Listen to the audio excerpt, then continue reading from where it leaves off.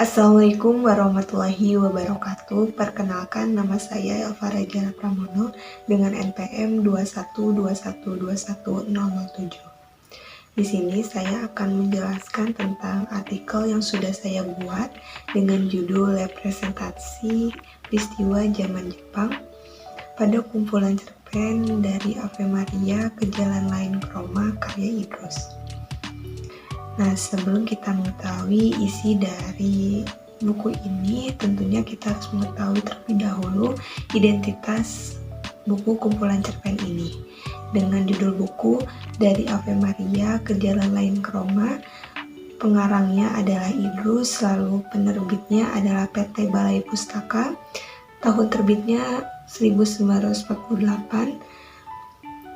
lalu tebal halamannya 171 halaman dan kota terbitnya di Jakarta.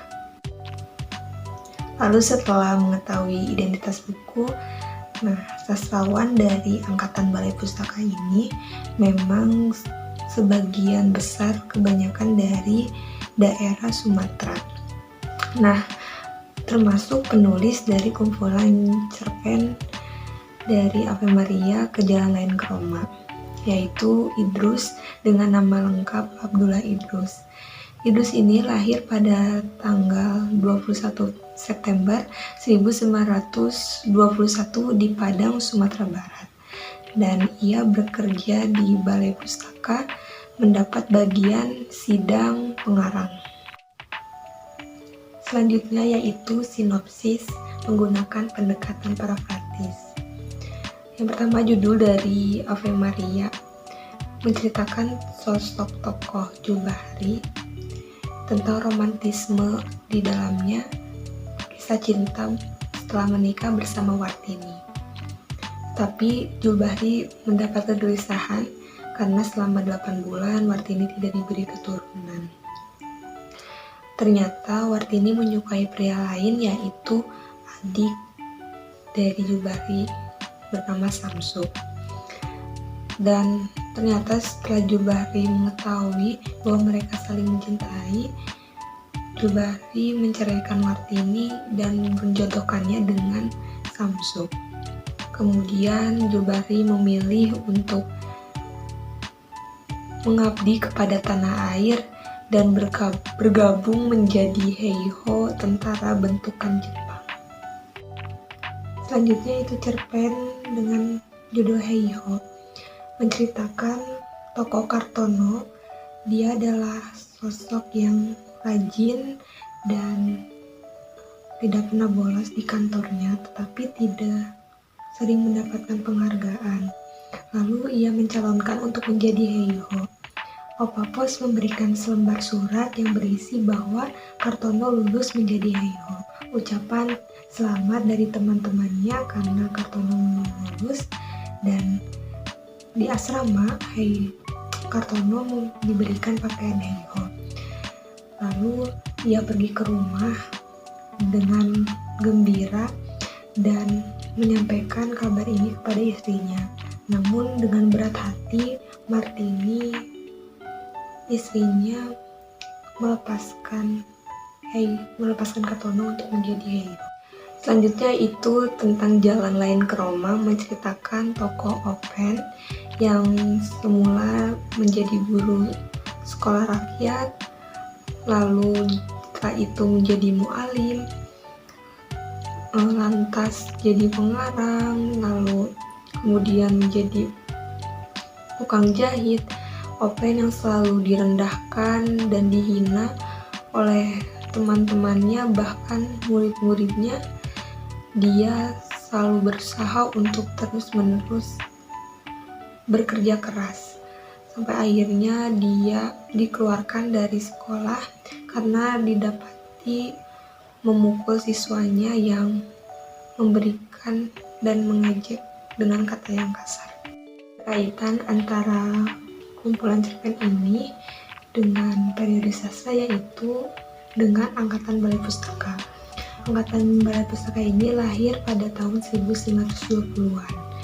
Di sini Angkatan Balai Pustaka memang angkatan yang cukup produktif menerbitkan karya-karyanya. Kolerasi antara kumpulan cerpen dari Ave Maria ke Jalan Layang Krama ini dengan Angkatan Balai Pustaka dilihat dari ciri-cirinya, yaitu yang pertama menggunakan bahasa Melayu. Di dalam kumpulan cerpen ini menggunakan bahasa Melayu yang memang sedikit mudah dipahami. Lalu karakteristik selanjutnya bergaya romantisme. Di dalam kumpulan cerpen ini juga ada menjelaskan tentang kisah percintaan setiap tokohnya, romantisme yang terbangun dari kumpulan cerpen ini. Lalu walaupun bergaya romantisme ini tidak menghilangkan tentang penjajahan Jepang. Ada menceritakan tentang penjajahan Jepang hingga sesudah 17 Agustus 1945.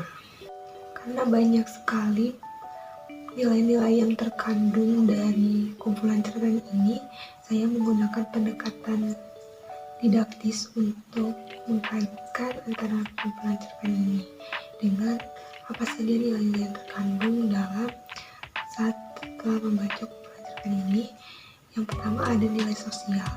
Nilai sosial ini tentang perjuangan setiap tokohnya dalam memperjuangkan untuk membela tanah air, walaupun mereka harus berpisah dengan keluarganya, tetapi mereka tetap ingin mempertahankan kemerdekaannya dengan berjuang walaupun harus bergabung dengan sekutu Jepang. Nilai yang terkandung yang kedua yaitu nilai politik, yaitu tentang Heiho yang mengajak bangsa kita untuk menjadi bagiannya. Dengan begitu, keuntungan dari bangsa Jepang setelah mendapatkan Heiho dari bangsa kita akan mendapatkan keuntungan yang sangat luar biasa untuk membela tanah air. Yang ketiga ada nilai ekonomi. Nilai ekonomi di sini yaitu bangsa Jepang tidak melihat bahwa dengan mengambil Heiho dari bangsa kita akan menurunkan standar bangsanya sendiri, karena dapat keuntungan dari bangsa kita, tapi bangsa sendiri tidak mendapatkan keuntungan sama sekali. Dan yang terakhir yaitu nilai budaya. Nilai budaya yang tersirat dari kumpulan cerpen ini yaitu perjuangan anak bangsa untuk membela tanah airnya. Dengan segala kemampuan mereka ingin agar bangsa Indonesia merdeka, mereka rela berkorban demi Indonesia, demi keluarganya, dan menjadi anak bangsa yang sangat berpengaruh dalam masa penjajahan Jepang zaman dahulu. Kumpulan cerpen ini memiliki kelebihan, yaitu ceritanya bersifat nasionalis dan penuh makna.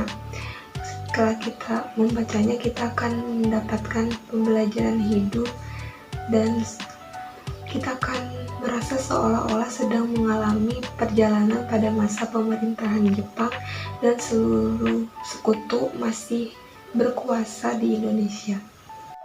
Dan kekurangan yang dimiliki kumpulan cerpen ini yaitu menggunakan bahasa Melayu dan penulis menulis ceritanya ini dengan berbagai macam cerita yang berbeda, sehingga pembaca akan menemukan kesulitan saat ingin mengetahui cerita selanjutnya.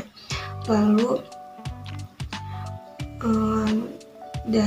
walaupun cerita yang disajikan ini saling berkaitan, kesimpulan dari seluruh kumpulan cerpen ini, yang pertama Ave Maria yaitu menceritakan tentang tokoh Jubari dan Wartini, kegelisahannya terhadap keluarganya, dan Samsu adiknya. Lalu pada Heiho, seorang tokoh Kartono yang mendapatkan kabar gembira tetapi istrinya tidak menerima bahwa dia jadi Heiho.